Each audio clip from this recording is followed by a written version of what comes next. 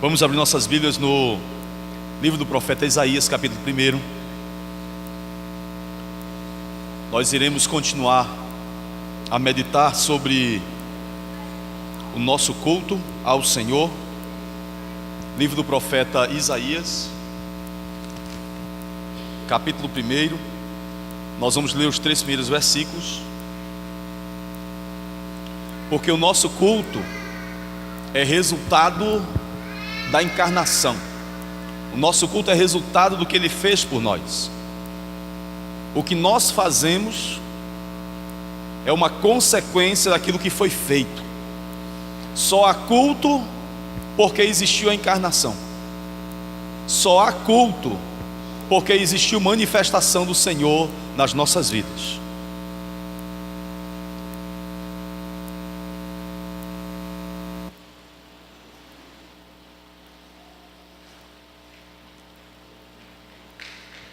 Isaías, capítulo 1.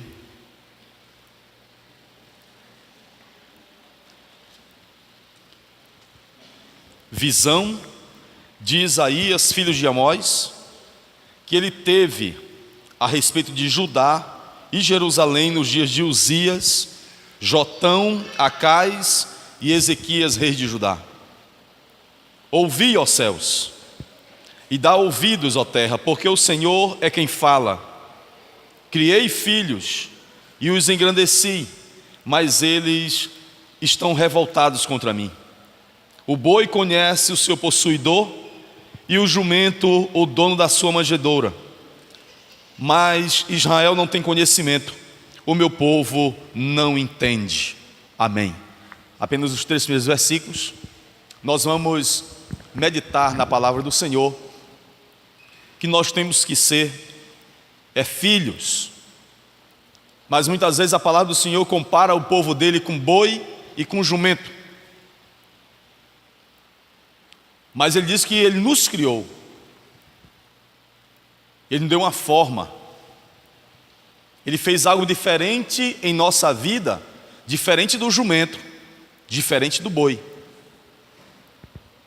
Mas muitas vezes a gente caminha tão sem entendimento do que representou o Natal lá atrás, do que representou a Páscoa, e o nosso culto vai esvaziando.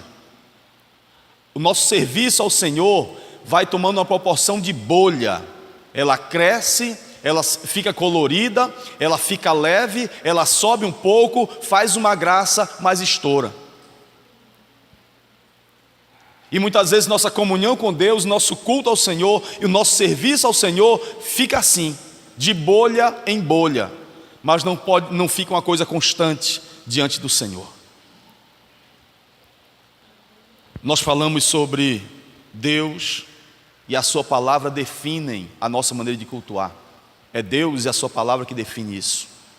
É a maneira como Ele coloca na sua palavra. Nós não podemos vir de qualquer jeito ao culto, porque a nossa vida é uma resposta a esse amor de Deus. Se não fosse esse amor de Deus, a gente estava perdido ainda.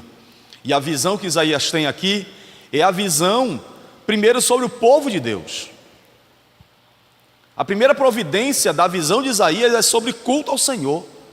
É sobre essa resposta que nós somos chamados a dar ao Senhor. A queixa de Deus é que Ele criou filhos e engrandeceu esses filhos, mas eles se rebelaram contra Ele. É a queixa de Deus. E a primeira queixa de visão que Ele dá a Isaías é sobre o povo dele e o relacionamento do povo dele com Ele.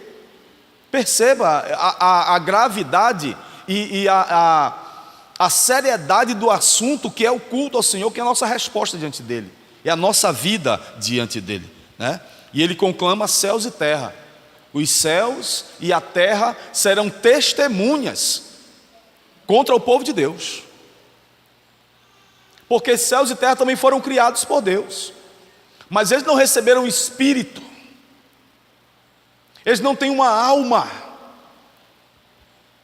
Eles foram criados por Deus em ordem pela palavra de Deus, e eles receberam um poder da palavra de Deus, mas eles não receberam um decreto para ter comunhão com Deus. Eles reagem à natureza, os céus e a terra reagem ao Senhor, porque tem um propósito, cada um cumpre um propósito. Nós não, além do propósito, recebemos um Espírito.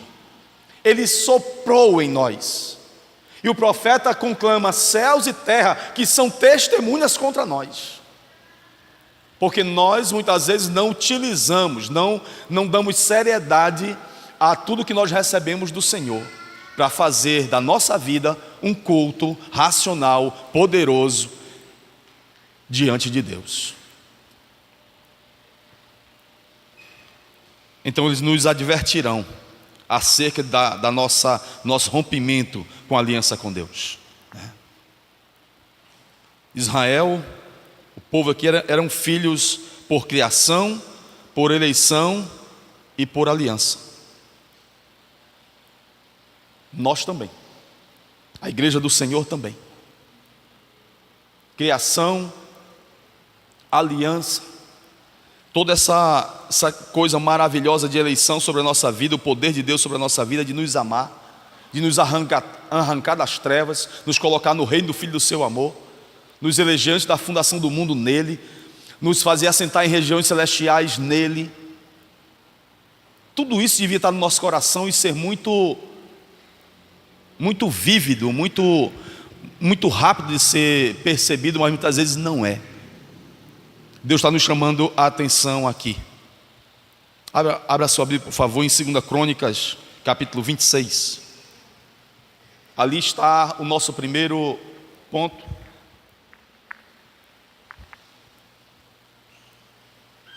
Criei filhos e os engrandeci, mas eles se rebelaram contra mim.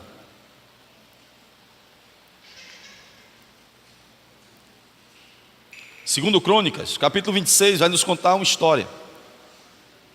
Uma história que Isaías, capítulo 1, coloca aqui, também bem vívido. Isaías, filho de Amós, ele profetizou nos dias de Uzias.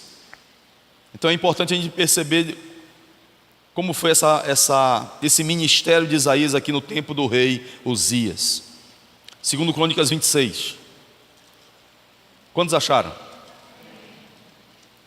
A palavra do Senhor, ela nos relata aqui a partir do versículo 16. Mas havendo-se já fortificado, exaltou-se o seu coração para a sua própria ruína, e cometeu transgressão contra o Senhor seu Deus, porque entrou no templo do Senhor para queimar incenso no altar de incenso.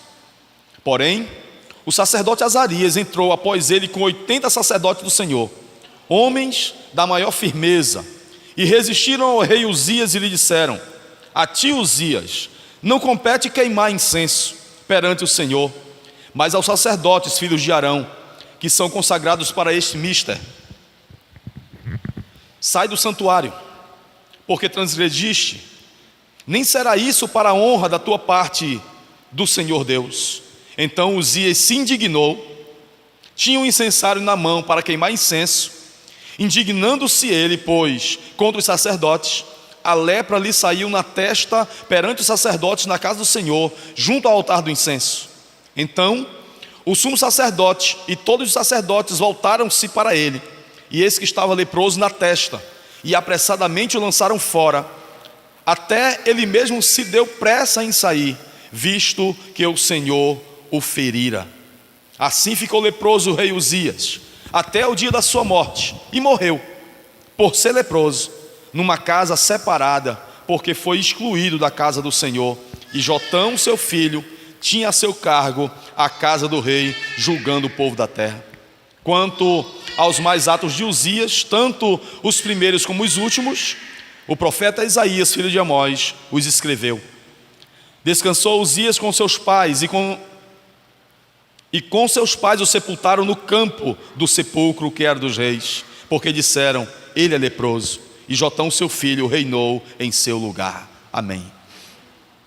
Primeira coisa que nós precisamos entender aqui é que quando o Senhor nos chama a atenção acerca do boi, acerca do jumento e acerca de nos criar como filhos, quando Ele lança um profeta para nos dar essa lição, isso não é à toa.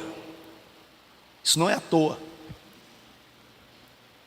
Porque esse cara que teve tudo e foi engrandecido, quando ele se fortaleceu, ele se revoltou contra Deus.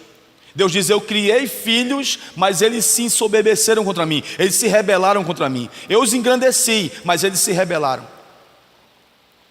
E Uzias, por se rebelar contra o Senhor, ele foi enterrado no campo. Ele não teve nenhuma sepultura digna. Ele foi para o cemitério dos reis, mas ele não teve um mausoléu de rei. Ele foi enterrado no campo, como um boi, como um jumento. Ele não teve o enterro de um filho.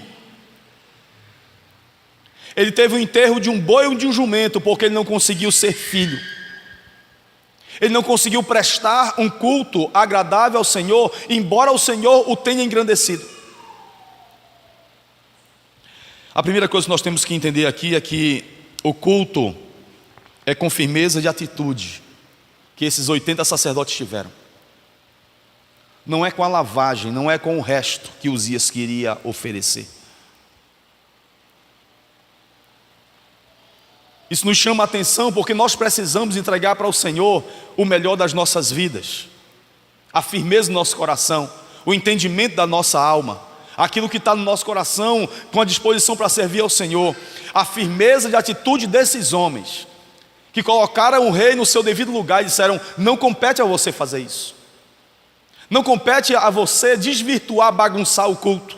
Você é rei, mas você não pode bagunçar o culto. Você pode saber fazer as coisas, mas você não pode bagunçar o culto. Você pode ter muita riqueza, mas você não pode bagunçar o culto. Você pode ter muita qualidade e você pode ter muita habilidade, mas você não pode bagunçar o culto. E a palavra do Senhor disse que quando Uzias fez da maneira como ele queria fazer, e ele bagunçou o culto ao Senhor, a lepra lhe saiu na testa. Por que a lepra não sai nas costas? Por que a lepra não sai no pé? Por que a lepra não sai na coxa? Porque a bagunça de Uzias foi pública. Porque a bagunça de Uzias no culto foi na frente de todos. E como a bagunça foi pública, a lepra também é. Pastor, isso é para meter medo na gente?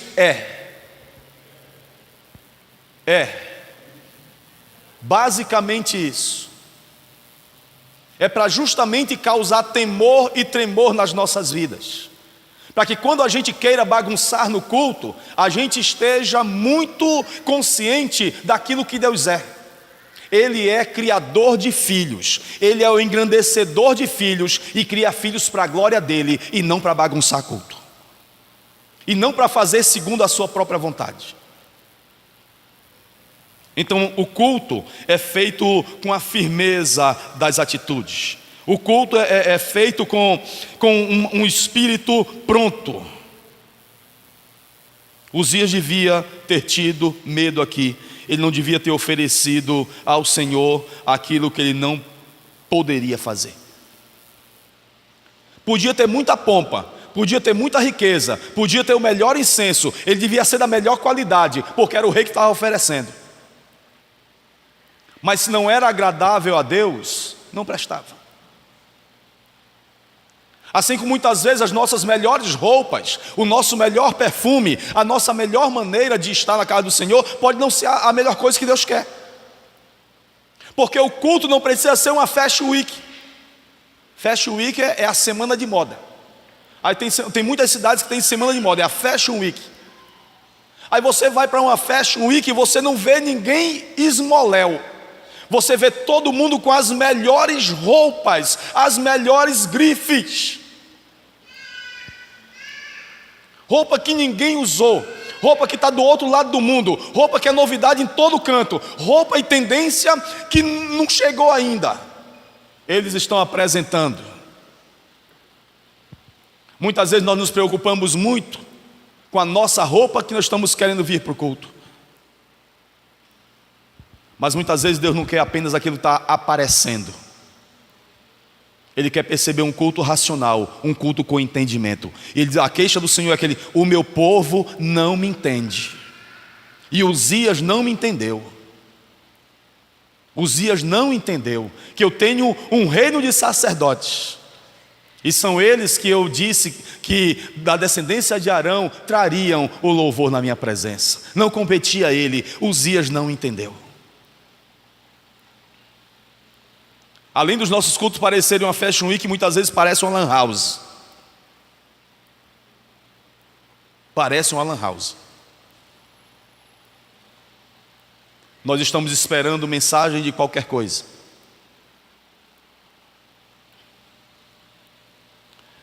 Menos da palavra do Senhor, menos da voz do Senhor. Nós queremos notícia de tudo, de todo lugar, mas nós não queremos a mensagem que vem do Senhor.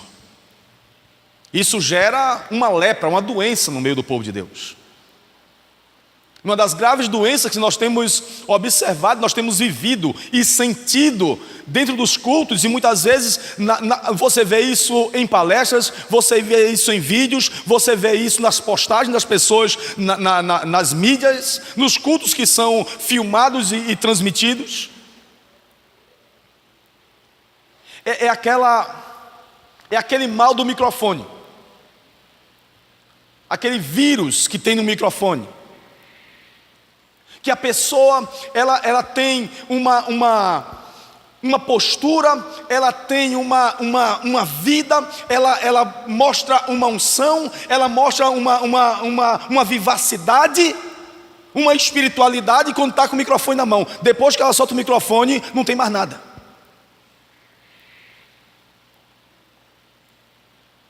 Isso tem afetado pregadores, isso tem afetado pastores, e tem afetado dirigentes, tem afetado cantores, tem afetado tocadores. Esse vírus é horrível, porque muitas vezes o nosso servir a Deus é só quando nós estamos à frente, é só do palco, é só do púlpito, e muitas vezes ela não acontece no dia a dia. Aquela vivacidade, aquele fogo, aquela coisa tão linda que tem que ser na nossa vida, ela não alcança segunda-feira.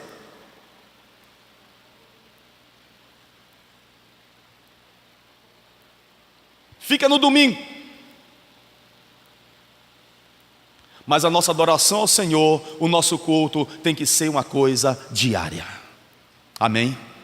Tem que ser uma coisa diária, diante do nosso Deus.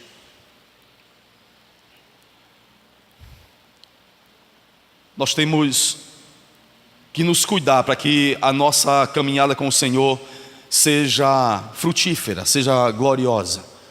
Quando Isaías fala acerca do boi, ele diz: olha, o boi conhece o seu possuidor. E a gente sabe que o boi conhece mesmo. O boi conhece a voz do dono, ele conhece os trejeitos, o aboio, a maneira que o dono faz com ele, fala com ele, o grito que o dono dá, ele já conhece. Os movimentos que o dono faz. Quando se aproxima alguém estranho, que ele sabe que não é o dono, ele também se afasta, ele não dá bola, ele não atende. Ele conhece o cheiro do seu dono, ele conhece tudo. Mas muitas vezes o povo de Deus não conhece o seu Deus, porque teima em fazer um culto de qualquer jeito. O jumento conhece o lugar que ele come. O jumento, ele tem uma lealdade ao seu dono, que é uma coisa impressionante. Por mais que ele seja disciplinado, que ele apanhe, que ele passe muito tempo numa posição, que ele faça um trabalho de carga muito extenuante, mas ele se deixa arrelhar, ele se deixa colocar o arreio todinho, ele está ali. E nós muitas vezes não queremos servir ao Senhor, nós muitas vezes ficamos amuados. Muitas vezes recusamos a disciplina que vem do Senhor. O jumento se deixa conduzir, mas o povo de Deus muitas vezes se rebela, porque falta uma firmeza do nosso coração para cultuar o Senhor como Ele requer e como Ele merece. Amém? Isso é para fazer medo? É para fazer medo, porque diante do Senhor é preciso ter esse relacionamento, essa intimidade. Até o boi tem relacionamento com o seu dono. Até o jumento tem intimidade e lealdade com o seu dono. E a queixa de Deus é que o seu povo não entendia. Então o culto tem que ter a atitude desses 80 sacerdotes. Culto bagunçado tem que ser denunciado. Se nós não queremos ser conduzidos pelo melhor caminho, se nós não quisermos ser disciplinados pelo caminho do Senhor e pela palavra do Senhor, então nós somos piores que o boi e pior que o jumento. Porque até o jumento se deixa disciplinar, até o boi ele consegue ter intimidade com o seu possuidor, mas muitas vezes o crente não consegue ter a devida reverência para com o Senhor naquilo que concerne a palavra do Senhor. Firmeza de atitude. É isso que nós vimos nesses 80 sacerdotes. É isso que nós precisamos ver no povo de Deus. O caráter de filhos amados do Senhor. Amém? A segunda coisa está no versículo 2 de Isaías. Eu criei filhos e os engrandeci, mas eles se rebelaram. O culto idólatra de Uzias não era culto de um filho obediente. O culto de Uzias era a imagem e semelhança dele mesmo. Era uma idolatria do seu estilo, é uma idolatria do seu mover, é uma idolatria do seu modelo de culto. Um culto ao seu estilo, um culto do meu jeito. Vai ser do jeito que eu quiser, vai ser do jeito que eu gosto. E muitas vezes nós temos essa idolatria. Se o culto não for do nosso jeito, ele não presta. Essa foi a idolatria de Uzias. Hoje nós temos essa certa idolatria. Se não for do jeito que nós pensamos, então o culto não aconteceu. E nós esquecemos que tem que ser do jeito que Deus quer. Muitas vezes nós queremos que o culto aconteça sempre algo diferente. Mas muitas vezes nosso dia a dia não acompanha a nossa manifestação de Deus aqui no templo. Amanhã, na quinta-feira, o que é que nós vamos fazer com o que nós aprendemos aqui? Como vai ser o nosso culto amanhã, quando nós acordarmos? A primeira providência nossa quando nós acordarmos vai ser o quê? Vai ser glorificar a Deus, vai ser agradar a Deus, vai ser louvar ao Senhor. Os pássaros fazem isso, nós não. A nossa primeira providência muitas vezes reflete a nossa necessidade extrema e não aquilo que é a vontade de Deus. Nós temos que ver que Deus não se impressiona com a nossa performance, Ele se impressiona com a nossa obediência. É uma coisa que tem contaminado muito pastores, pregadores, cantores, tocadores, é questão de performance. Isso é uma doença que tem contaminado o coração de muitos crentes, performance. Nós temos que fazer o melhor para Deus, nós temos que tratar a nossa vida para que o nosso culto ao Senhor seja a coisa mais linda e a oferta mais digna do Senhor, sim. Mas eu não tenho que me preocupar com a minha performance daquilo que as pessoas vão dizer. Eu tenho que me preocupar se a palavra que eu estou pregando, ela está digna do Evangelho.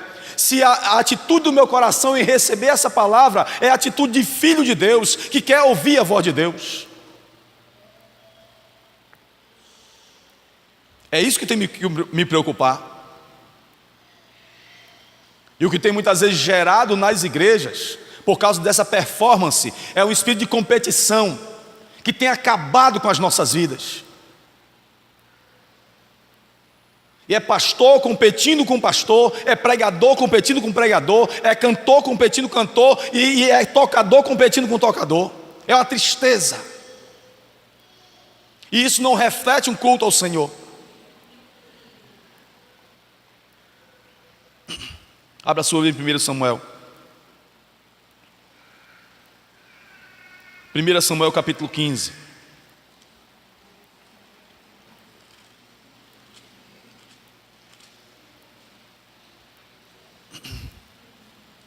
É muito importante a pergunta que Deus faz no versículo 22 do capítulo 15 de 1 Samuel.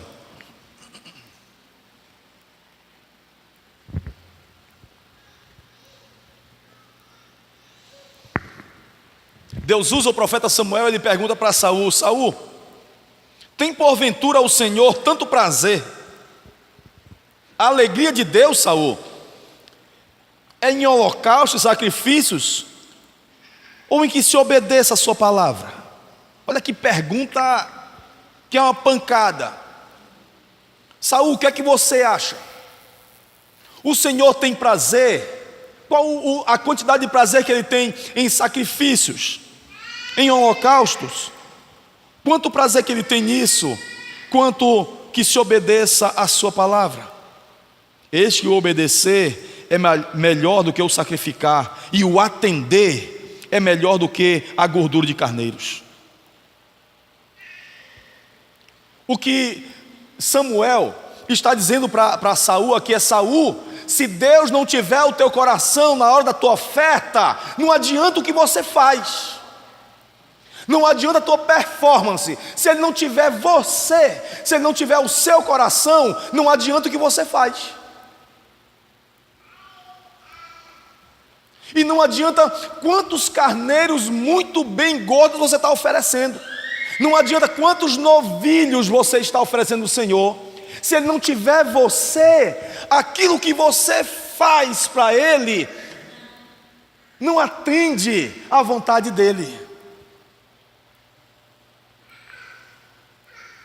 É isso que Samuel está dizendo: meu filho, Ele quer você, Ele quer o seu coração obediente, Ele quer lhe ver diante do altar dEle como um filho amado, Ele quer lhe ver diante do altar dEle, adorando a Ele, pela grandeza que Ele te colocou nesse posto, nessa condição de rei, de chefe do povo dEle, de um líder capaz, de um governador do povo dEle. Ele te elegeu, Ele te levantou no meio de todos.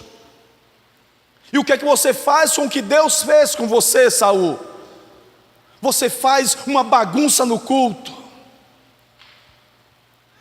Samuel disse: o que é que tu acha? Que Deus está se agradando dessa ruma de novilhos e esses carneiros aqui? Ou da tua obediência? Saul, se ele não tiver o teu coração, Saul, você pode matar tudo que vier aqui, Ele não vai se agradar de ti. Porque Ele primeiro quer ter você, depois Ele vai olhar para a tua oferta. Não foi assim que Ele fez com Caim e com Abel?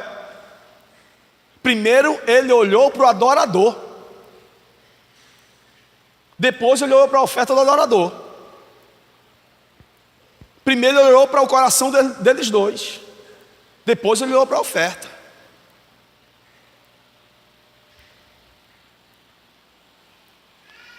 Por que a gente está falando sobre essa performance e sobre essa obediência ao Senhor? É para meter medo? É para meter medo. Nós precisamos ter medo, sim, temor de Deus. É preciso temer a santidade de Deus. Porque nem Saul e nem Uzias, que bagunçaram o culto ao Senhor, tiveram um fim legal. Por isso que a palavra do Senhor está aqui. Portanto, estar nesse ambiente de culto é um privilégio, mas é também um risco. Perceba, vir para o culto é um privilégio e um risco. Por isso que a gente precisa fazer o melhor diante de Deus. Amém? Abra sua Bíblia em Salmo 51:6. Aqui é a chave para os nossos ministérios. Salmo 51:6 é o segredo do sucesso ministerial. Salmo 51, versículo 6 é a chave para você que quer ser um pregador, quer ser um evangelista, quer ser um obreiro na casa de Deus, quer ser um professor de escola dominical fiel ao Senhor. Você quer tocar ao Senhor? Então aqui está o segredo do seu sucesso. Você quer cantar no grupo musical? Então está aqui o segredo do sucesso. Quem pode ler o versículo 6 do Salmo 51?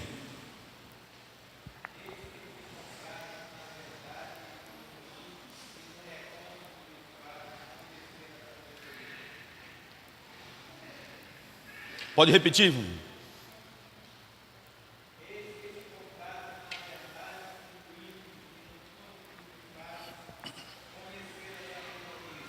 É por isso que vir ao culto é um risco.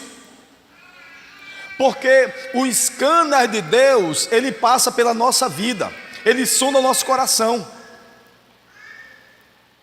E do que ele se agrada é da verdade que ele encontra no nosso íntimo.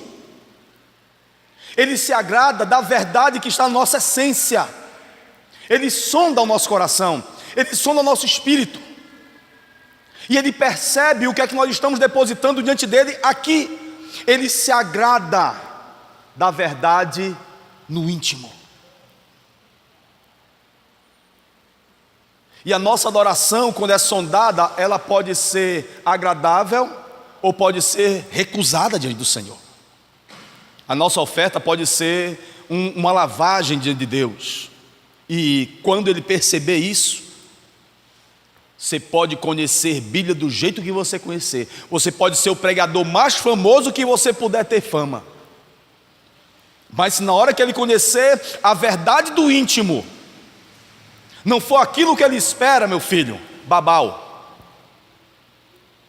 Você pode ser a pessoa mais afinada do mundo, para ser um dos melhores cantores.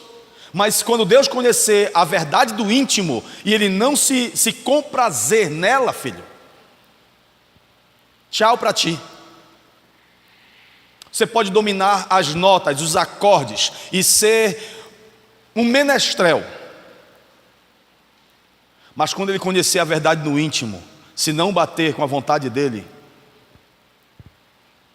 é um risco muito grande. E o segredo para nós estarmos diante do Senhor é saber que ele conhece o nosso íntimo. Ele se compraz com a verdade no íntimo. E a gente muitas vezes não é obrigado a estar bem todos os dias, não. Você pode dizer, pastor, mas a gente não está bem todos os dias para estar pregando. A gente não está bem todos os dias para estar indo evangelizar. A gente não está bem todo dia. Tem dia que a gente está um caco. É verdade. E você não tem a estrutura para estar bem todos os dias, não. Deus sabe que nós lidamos com pecado, Deus sabe que nós lidamos com tribulações, Deus sabe que nós lidamos com lutas, com mensageiros de Satanás, com tanta coisa que vem para bagunçar com a nossa vida. Mas a gente pode estar com a verdade no nosso íntimo e dizer, Senhor, eu estou um caco hoje, mas eu confio no que o Teu Espírito Santo pode fazer. Eu não escondo a natureza do meu espírito, eu não escondo do Senhor como eu estou. Isso é que é importante. Porque a palavra do Senhor diz que o Espírito Santo, através das mãos de Paulo, operava grandes coisas em Éfeso. E a palavra do Senhor diz que as pessoas levavam os lenços de Pedro e a sombra de Pedro. Deus fazia, não era Pedro quem fazia, não era as mãos de Paulo que fazia, era o Espírito Santo de Deus que fazia por intermédio deles. Então mesmo que você esteja um caco, mesmo que você esteja um oco diante do Senhor, mas você pode estar transparente diante do Senhor e Ele usar a sua vida, porque quem usa é Ele, quem instrumentaliza é Ele e quem faz a obra é Ele. Estando você um caco ou estando você forte, quem faz a obra é Ele. E nós muitas vezes nos enganamos achando que aquilo que nós oferecemos quando estamos muito fortes é melhor do que aquilo que nós oferecemos quando estamos fracos. Não é. Porque quem faz na nossa vida tanto fracos como fortes é o Espírito Santo de Deus. Porque o que Ele se agrada é da verdade no íntimo. É disso que Ele se agrada. Este é o segredo da nossa aprovação diante do Senhor. É a verdade que está no íntimo da nossa vida. O Deus que escreveu a nossa história não saberá? O Deus que conhece toda a nossa vida não vai conhecer? Abra sua Bíblia em 2 Coríntios 4. O culto idólatra do rei não era culto de um filho obediente.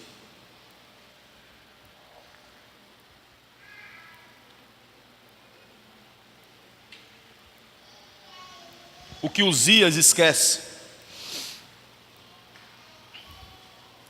é que as lutas e tribulações que ele enfrentava, Deus conhecia.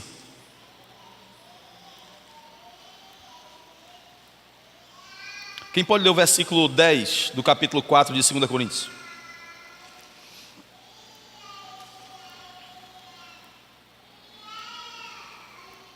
Segunda Coríntios 4, versículo 10.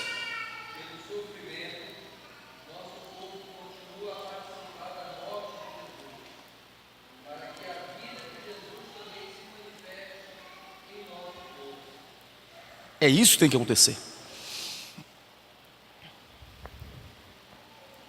A gente leva no corpo sempre o morrer de Jesus.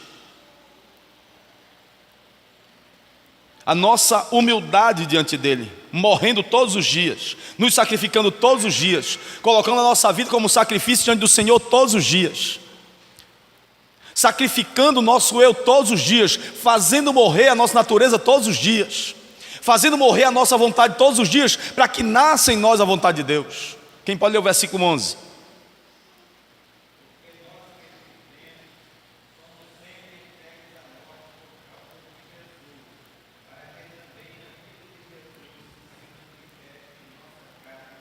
Isso. É isso que Deus quer. Ele quer manifestar a glória dele na nossa carne mortal. Ele quer que a gente se sacrifique, coloque a nossa vida no altar dele, para que a vida dele passe para nós, venha até nós e manifeste-se a vida dele na nossa vida. Era isso que Uzias não conseguia entender. A Bíblia diz que nós temos em nós ouro em vaso de barro, né? É assim que ele começa. No versículo 7 diz: temos, porém, este tesouro em vaso de barro, para que a excelência do poder seja de Deus e não de nós. Foi isso que Uzias não entendeu. Que ele podia ter um incenso excelente, ele podia ter um incensário de ouro, ele podia ter um templo muito bonito, mas ele não conseguia entender que a glória que ele carregava era de Deus e não dele. A glória do pregador não tem que ser dele. A glória do pregador não é o quanto ele pula. A glória do pregador não é o quanto ele faz as pessoas delirarem, porque tem uma disputa muito grande entre os pastores e pregadores. Quem mais fizer o povo delirar, esse é o melhor. Não é quem mais prega a palavra do Senhor, é quem faz o povo delirar, é quem faz o povo arrepiar. Se o povo arrepiou, então houve palavra de Deus. Se o povo delirou, então houve palavra de Deus. Meus amados irmãos, aquele que ocupa os púlpitos ao Senhor, ele não precisa da sua aprovação, ele precisa da aprovação de Deus. E você vai muitas vezes observando a maneira do povo de Deus caminhar, a maneira do povo de Deus analisar, e a maneira do povo de Deus julgar as pessoas, julgar os ministérios. Não é pela aprovação de Deus, é pela quantidade de joinha, é pela quantidade de likes. A aprovação das pessoas agora é quantos likes ele tem, e não mais aquilo que Deus pensa acerca dele. Mudou. Só que Deus não mudou. O culto a Deus muda, mas Deus não muda. E nós somos chamados a andar no culto de acordo com a vontade de Deus. Amém? E o culto que a criança dirige é a mesma glória, o mesmo poder, a mesma graça, a mesma palavra que o adulto dirige.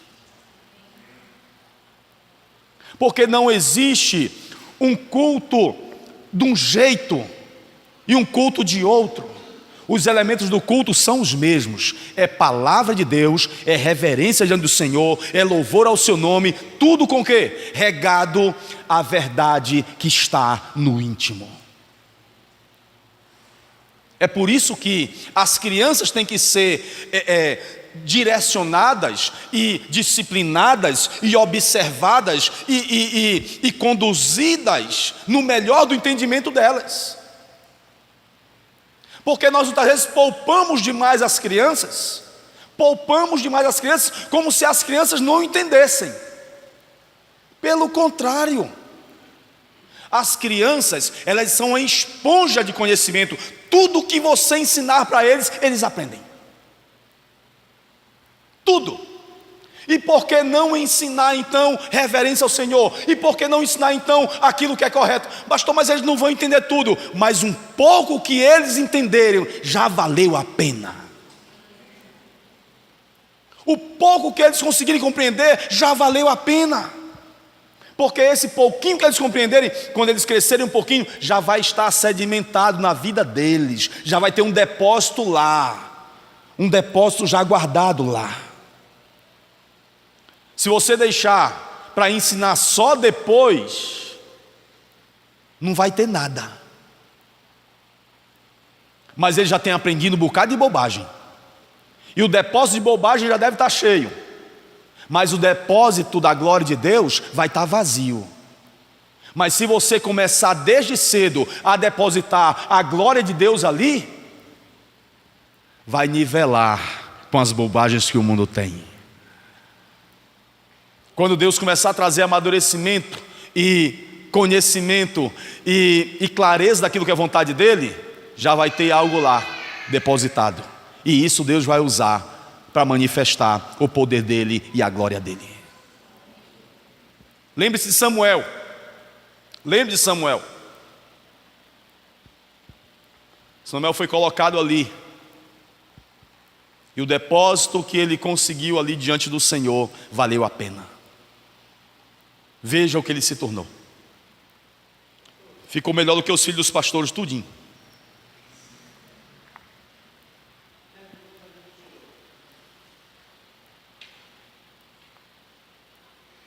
Pode fazer.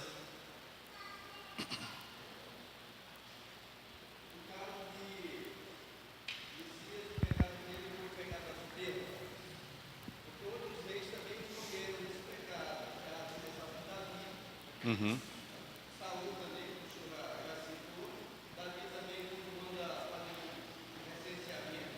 Uhum.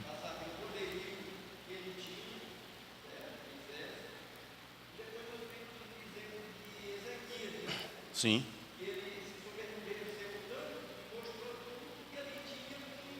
Uhum.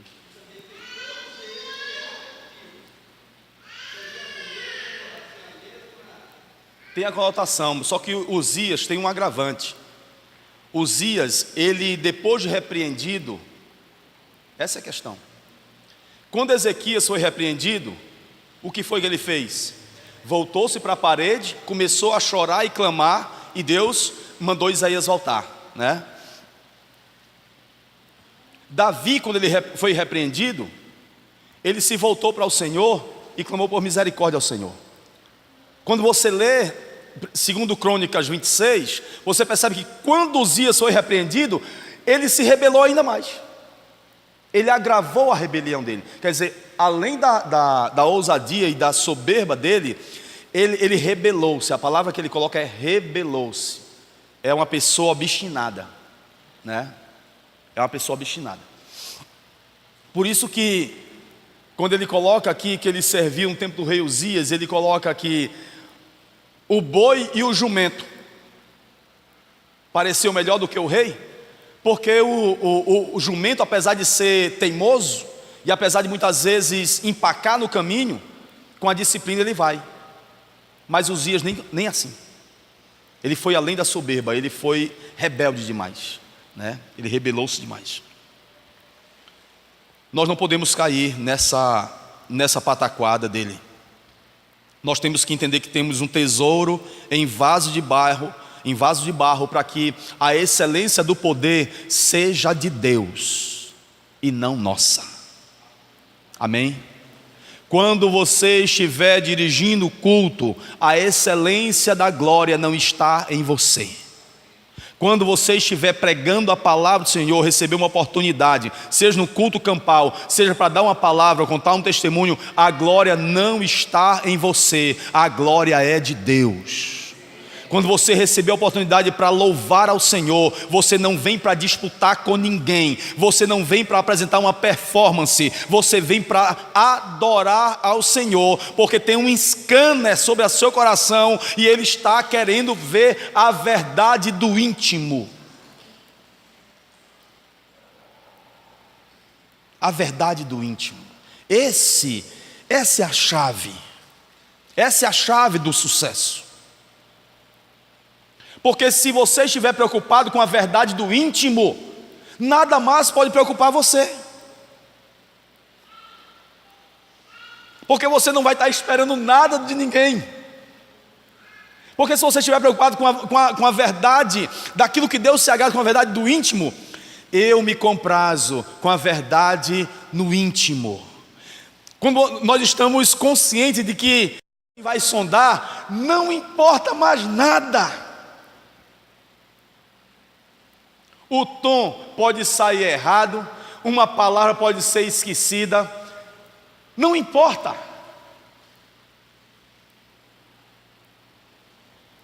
A irmã pode ser até desafinada, o menino pode até cantar de um canto aqui, o instrumento está para cá, ele está para cá, mas a verdade do íntimo que agrada a Deus é que vai valer diante do altar do Senhor.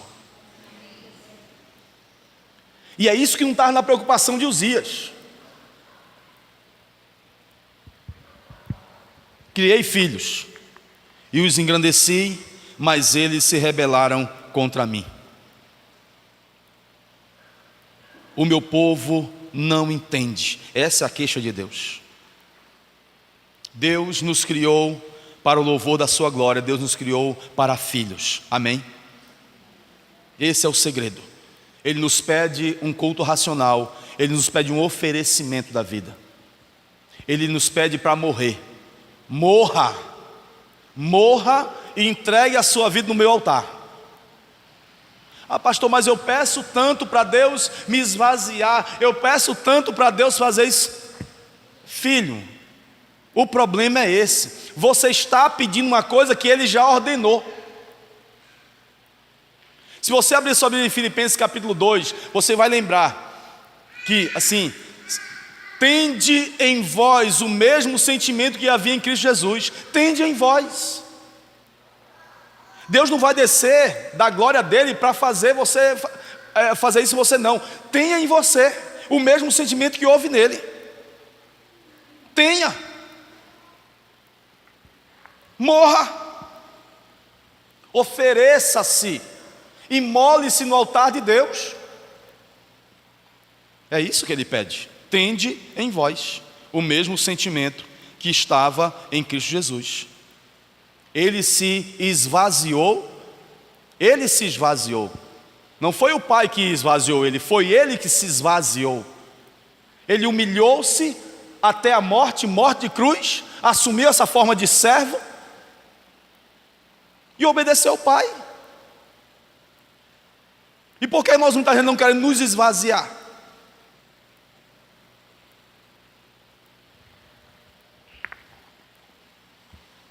Quando eu resisto, como Uzias resistiu, então Deus envia os desertos, as serpentes abrasadoras, os mensageiros de Satanás para nos bofetear. Ora, se nós somos filhos, então nós devemos ouvir o Pai. Se é filho, ouça Deus. Você é filho, ofereça-se como um sacrifício vivo diante dele. É isso que ele pede. Ele disse: Saul, obedecer é melhor do que sacrificar. Amém? Obedecer, porque você é filho. Filho, um filho depende. Criei filhos e os engrandeci. Ora, um filho, quando ele é concebido, ele cria uma ligação. A célula vai se desenvolvendo e essa célula tem um alongamento aqui, cria uma bolsa, e esse alongamento cria um cordão umbilical. E esse cordão umbilical conecta esse bebê com a mãe dele. E esse bebê fica totalmente dependente do que vem de lá. Tudo que a mãe come, vem para cá. O que a mãe respira, vem para cá. O que ela sente, vem para cá. Então esse ser aqui que está se desenvolvendo é totalmente dependente daqui.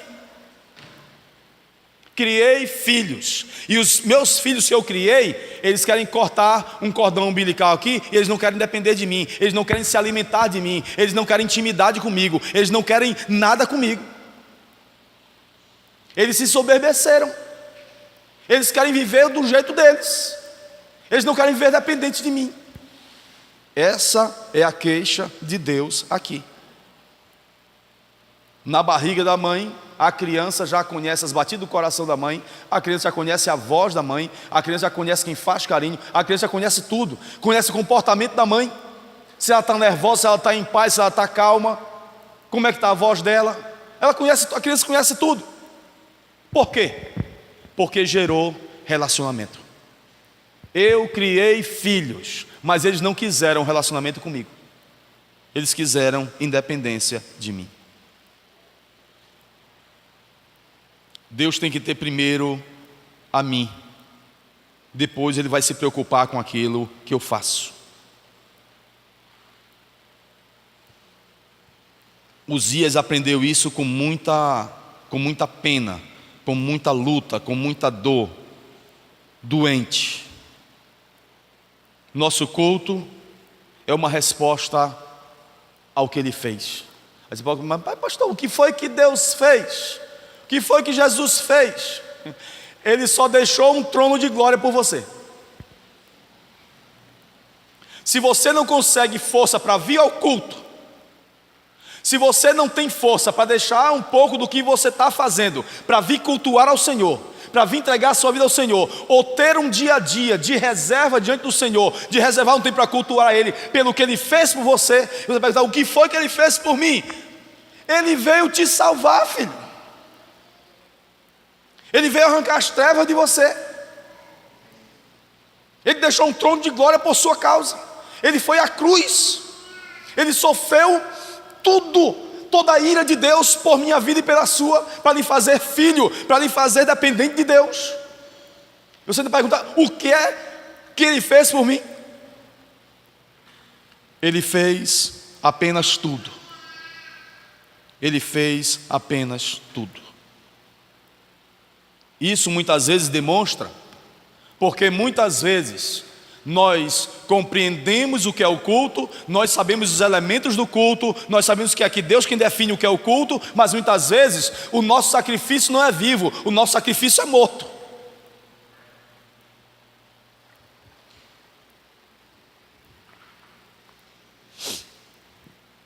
Porque muitas vezes fazendo as coisas sem entendimento.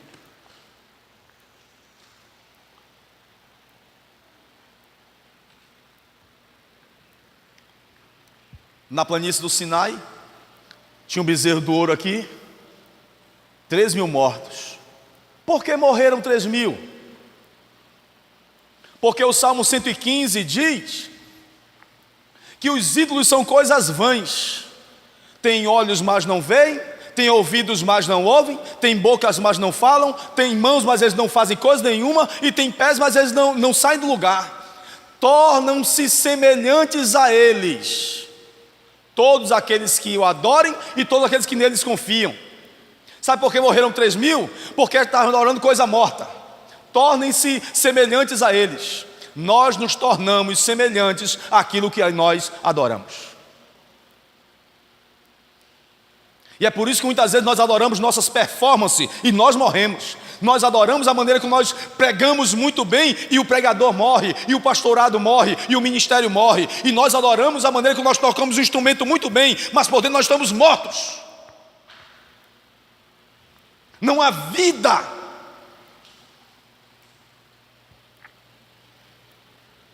Porque nós adoramos a performance da nossa pregação, a performance da maneira como nós falamos, a performance da maneira que nós cantamos. E nós nos tornamos amortecidos e sem vida por dentro, apesar de estar oferecendo algo diante do altar de Deus. Porque a palavra do Senhor diz: tornem-se semelhantes a eles. O que é que nós estamos adorando? Porque nós vamos se tornar semelhantes a eles. Então nós precisamos adorar ao Senhor e depender do Senhor, porque toda vez que nós buscarmos a verdade no íntimo para apresentar ao Senhor, a vida dele vai passar para a nossa vida, a vida dele vai se manifestar no nosso corpo, a vida dele vai se manifestar.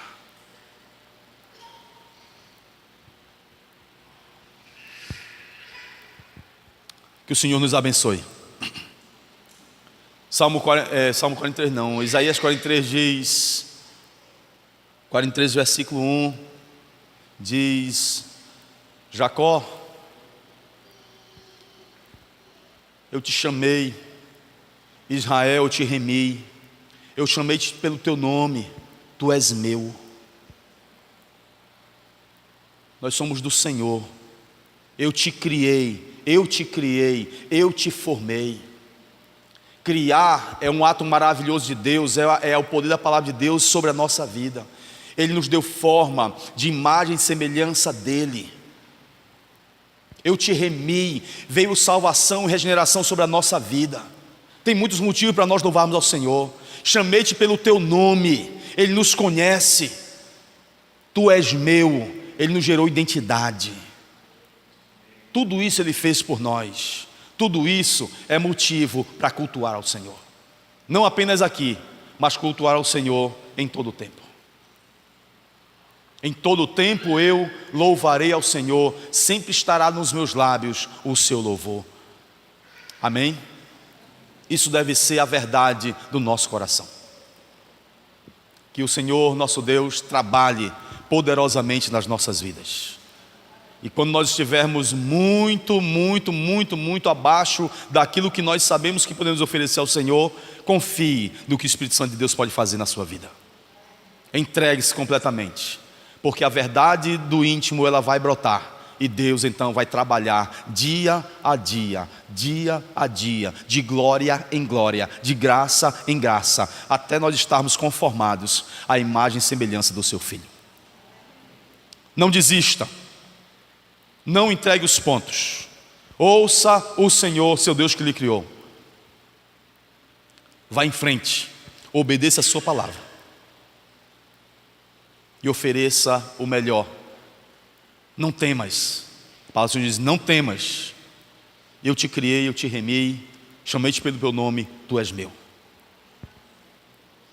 Só tenha medo se você estiver atrás de performance, apresentar uma coisa sem ser a verdade do íntimo. A performance não vai agradar a Deus, a performance vai te matar. Mas a verdade do íntimo vai salvar a sua vida, vai fazer você feliz, vai fazer você realizado, vai fazer uma pessoa viva diante do Senhor. Amém? Amém.